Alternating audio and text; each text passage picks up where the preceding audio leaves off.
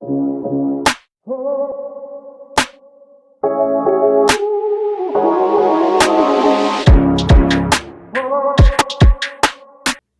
everybody, it's Jax again from the Popcorn Review Podcast. This is my episode 82, AEW Dynamite from 5/13/26.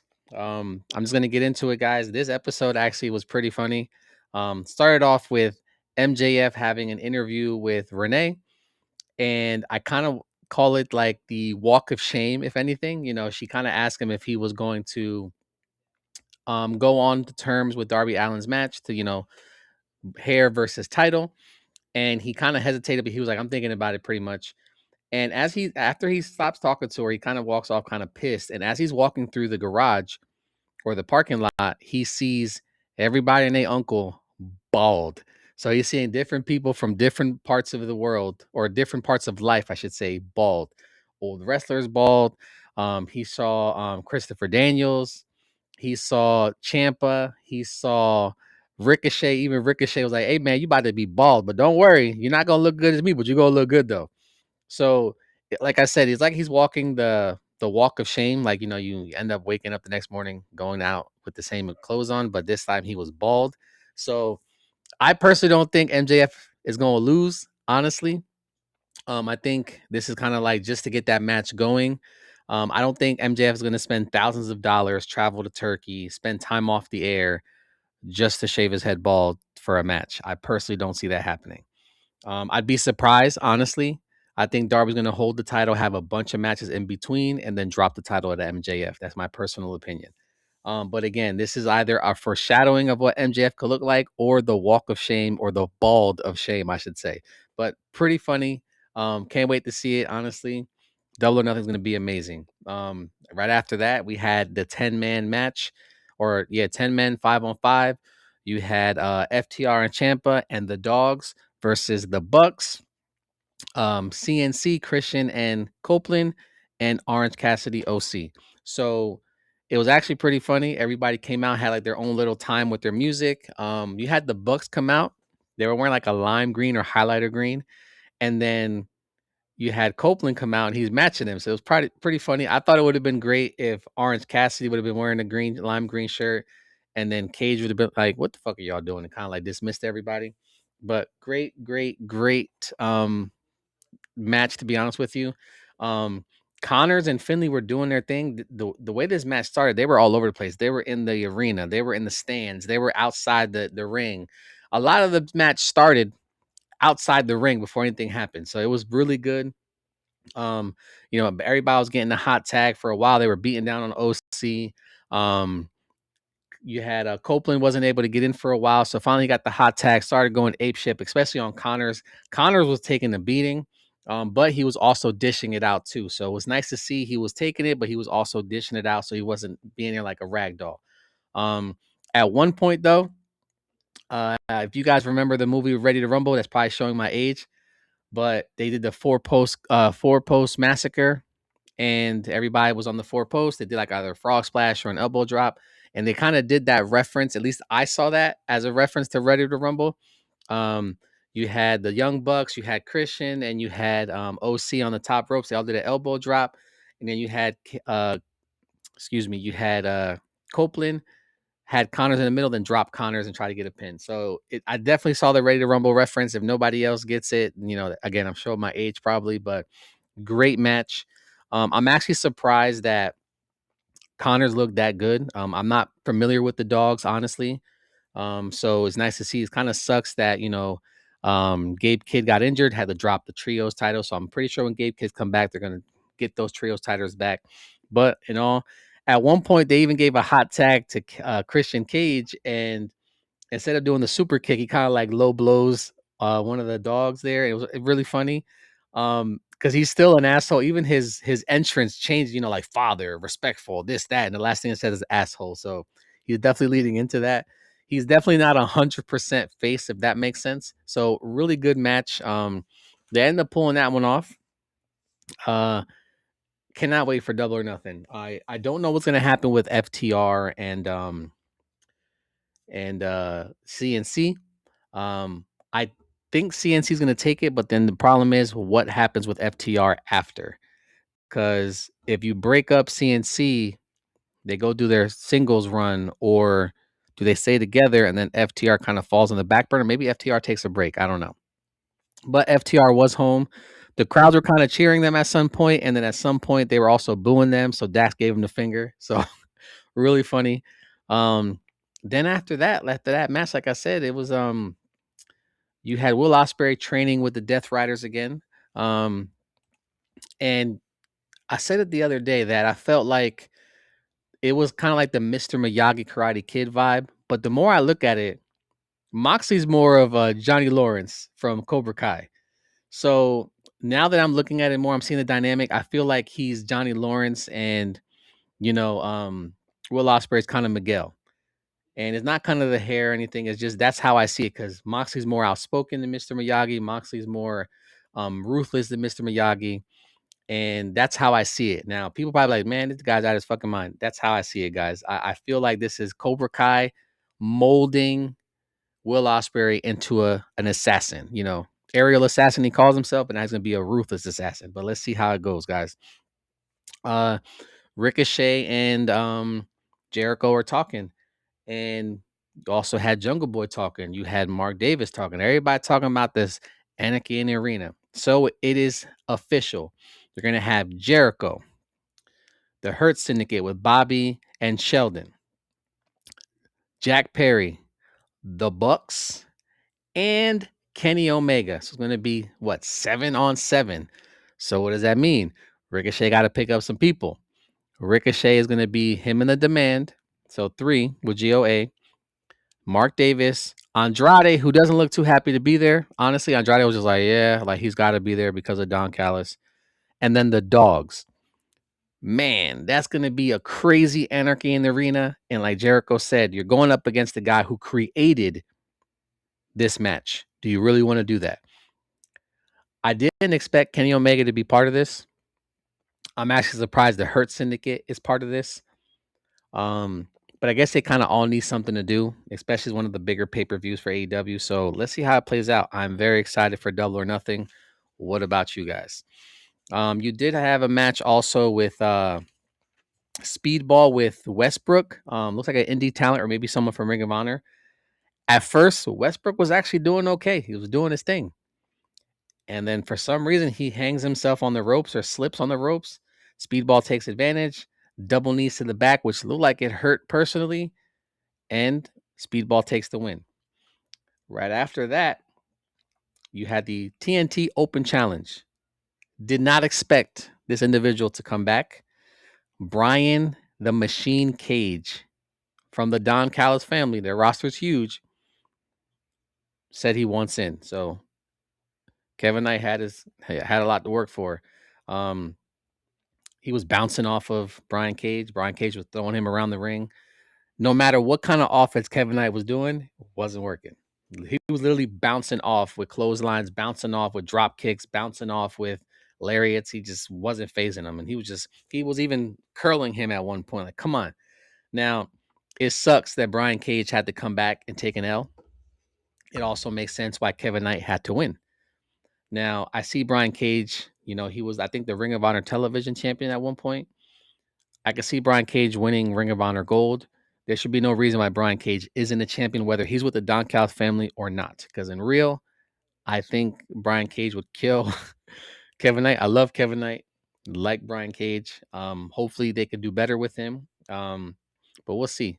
Great match. After that, he gave respect again to Brian Cage. So everyone Kevin Knight is wrestling, he's giving them flowers, giving them the respect. Even Cage, he was waving to the fans like, thank you, I appreciate it. He's happy to be back. 14 months off, but the dude is stacked and jacked. He was fucking huge.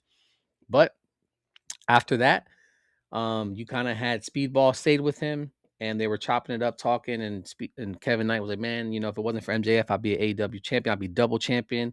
Speedball kind of stops him and goes, dude, you're going to be champion someday. You are going to be AEW world champion at some point, so don't worry about it. He was like, but this is my turn. Darby Allin, whoever wins out of this match with you and Takeshita, I want in. I want next. Surprised by the match personally. Yeah, Speedball has gone on a winning tear for a little bit, But at the same time, I feel like they're just kind of giving bodies to Darby at this point. Darby's going to run the gauntlet with as many people as he can until he fights or wrestles MJF on the 24th. I think Double on the 24th. So I see Speedball losing, Darby winning that match as well. Um, but it's crazy, you know. I don't know what their plans are. I think Darby, as bad as it sounds, happy as I am for him to be there, I think he's a transitional champion. I don't think he's going to be there long term. I would say it's been a couple months, and that's probably what he's going to get. And it sucks because I like Darby Allin as a champion. Um, it is what it is. It does suck, honestly. I see MJF winning that title. I don't see him going bald. I'd be surprised if they go that route. And I see at some point it's going to be MJF versus Will Ospreay, because I say that because they announced the Owen Hart tournament bracket. You had Swerve Strickland versus Bandito, which they have an issue with each other. I see Swerve beating them, so Swerve moves to the semifinals. On that same side of the bracket, I see Claudio versus Brody King. Brody King got an issue with Swerve, so I see it's going to be a hard hitting match between Brody King and Claudio for sure. I see Brody King taking that win.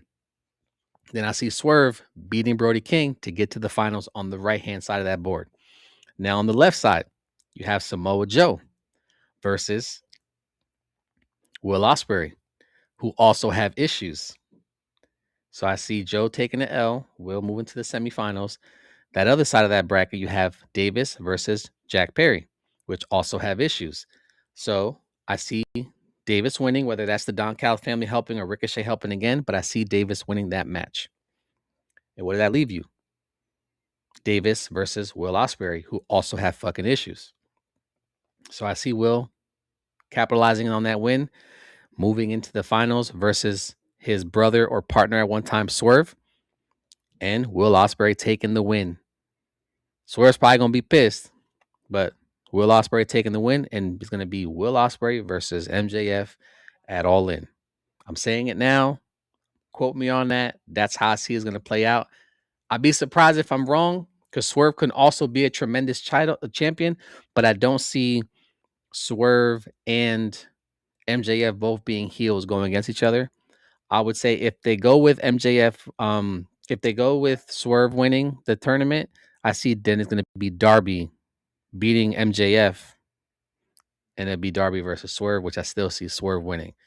Now, I think whoever wins the title personally between Darby and MJF right now at Double or Nothing, I think they're going to lose in the summertime at All In.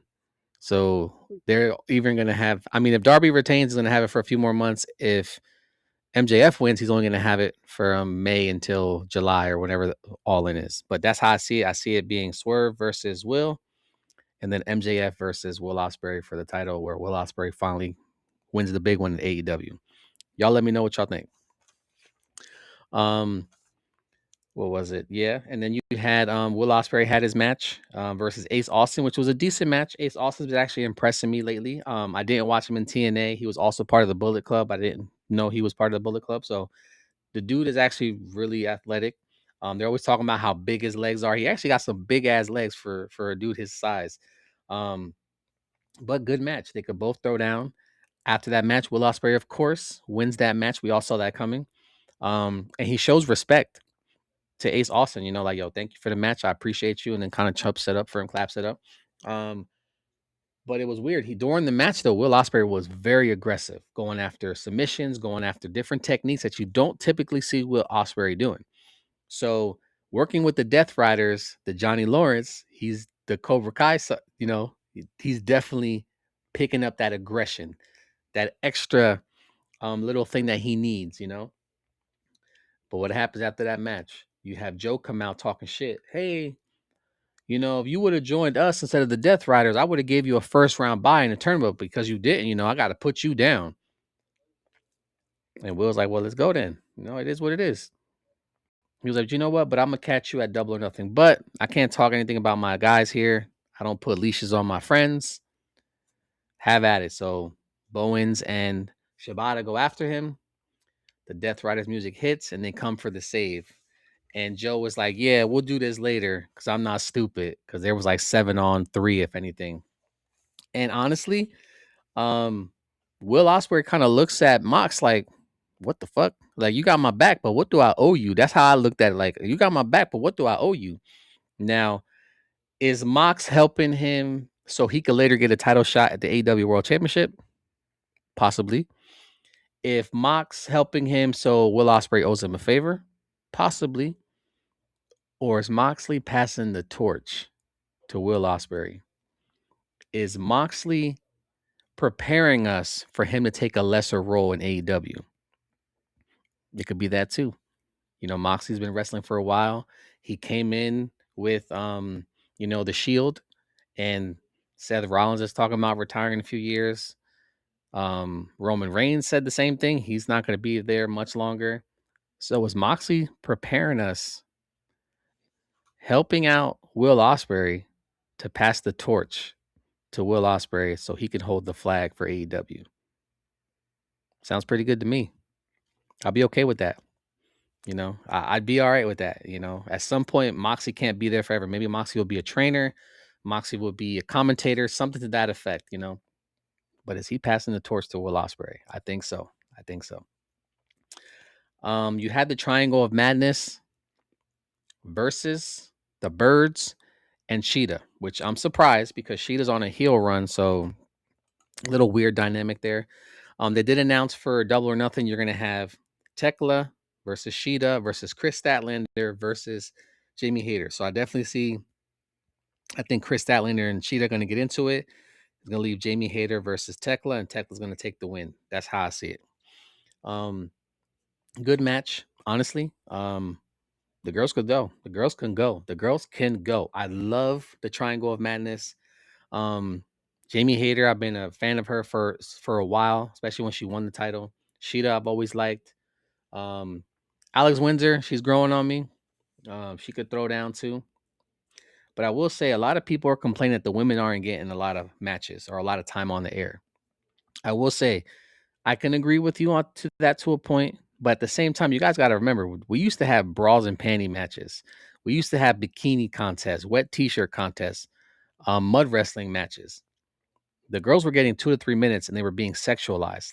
A lot of people are complaining about Harley Cameron when she got her shirt torn and her bra was out. And she said it on social media, guys, I wrestle in my bra. Like, what is the problem? So you're complaining about women not getting a lot of matches, but the women are killing it right now. Sometimes their matches are better than the men's. Not everybody, but a lot of time the women matches are better than the men's. So yeah, you guys might not feel like they're getting a lot of time on the card, but when they do get that time, it's amazing. Like the girls had the first what was it, the double cell match? It was they did I feel like their match was better than the men's. Tekla's amazing right now. I don't know who's gonna take the title off of her. I don't see it happening at Double or Nothing personally. I'd be surprised if Tekla loses at Double or Nothing. So again, people are upset about Harley Cameron, her bra, her boobs exposed, but she wrestles in a bra in shorts. So what is the problem? It's because it was a bra and not like a bra covered in glitter. Like it's stupid to me. But this match was great. The girls are doing amazing. I wish they did get more time. I agree that they should have more time, but the time that they are getting, they're throwing down. Like enjoy the times that we have with the women's. Like I said, sometimes the women matches are better for me than the men's. I hope Sky Blue gets a title for herself or tag team champion with Julia Hart. During this match, Tekla actually hits Jamie Hayter in the face with the title right in front of the ref. Gave 2 shits about the win. Then they started beating down the Birds, and Sheeta actually kind of like throws her hands up like, grabs a kendo stick and walks out and lets the Triangle of Madness beat down on the Birds.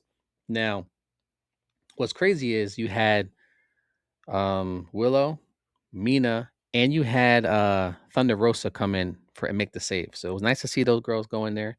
Now, they did also mention the women's bracket. I don't know how that's gonna fall. I feel like Mina and maybe it's gonna be Mina and Sheeta at the end of the women's bracket, to be honest with you. Because Mina, I think something's gonna happen that she's going to go after the women's championship. And that's gonna kind of evolve that story with Tony Storm. because I feel like Mina is the one who took out Tony Storm, but that's how I feel, guys. You finally had Takeshita versus Darby Allin, and Takeshita already has a win over Darby Allin during the Continental Classic. Now, kind of sucks personally. They did say that Okada left to Japan for personal reasons. Now, I wonder if he has the same issue that Asuka has. I'm not saying that just because they're Japanese. I'm saying because they both, for some reason, around the same time, had to go home. So, are they related? Do they know someone? Did someone they know got sick, got injured? What's going on there? But Okada is in Japan. So Takeshita stepped in for this match. It was a great match between him and Darby. I love Takeshita. I love Darby Allin. It sucks that Takeshita had to take a loss. Now, I know Okada was going to take a loss, or it might have been a draw for them. So I feel like if anything, it should have been a draw. Giving Takeshita a loss, I feel like hurt his momentum because now he's going to wrestle against Okada at Double or Nothing, and he just took an L from Darby Allin. He also, Don Callis gave him the ring, and he told Don Callis, no, he's going to win this shit himself. Then ended up losing. So I feel like what I've been saying for the longest time, I think the Don Callis family is going to turn on Okada, or Takeshita rather, and he's going to see the true colors, and he's going to be on his own, which I feel like Takeshita should be on his own. Now, I'm not, like I said, I feel like during this match, Takeshita should have won. I know that they're playing it out that it's going to be Darby versus MJF, but Takeshita is such a dynamic wrestler. He's more powerful. He's stronger. His moveset is better. Like, I love Darby Allin. I love his gimmick. I like his wrestling attire. I like his face paint. I like the person he is. Balls to the wall every day. But Takeshita is a future AEW world champion. Why the fuck did you have Takeshita lose? This match should have been a draw. Personally, the match should have been a draw. Why are you letting one of your biggest wrestlers take an L before a championship match in a week? Why? Now, Okada, you could have did a draw there too, but it was Takeshita. You made Takeshita look weak. Now, I know it's people are gonna be like, no, that's not the case. Yeah, you did. You have one of his biggest matches going against Okada in a week, and he just lost to the AEW World Championship. So is that going to play a factor? Okada going to be talking shit? Oh, you lost to the champion. That's why you can't beat me, type of shit.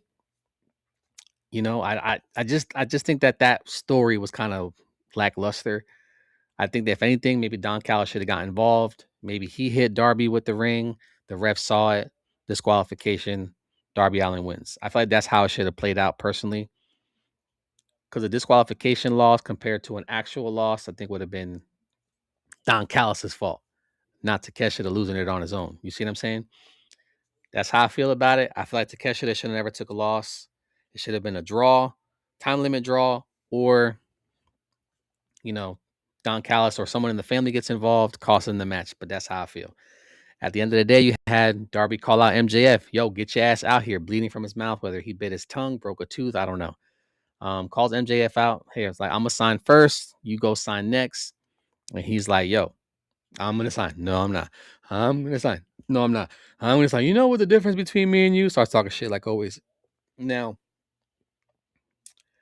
MJF finally signs the shit after talking shit for like 15 minutes or so. Attacks Darby Allin. Like he was about to pile drive Darby Allin from the top rope, and then Kevin Knight comes and makes the save. So, Double or Nothing is definitely building. A lot of Owen Hart tournament matches are going to happen there as well.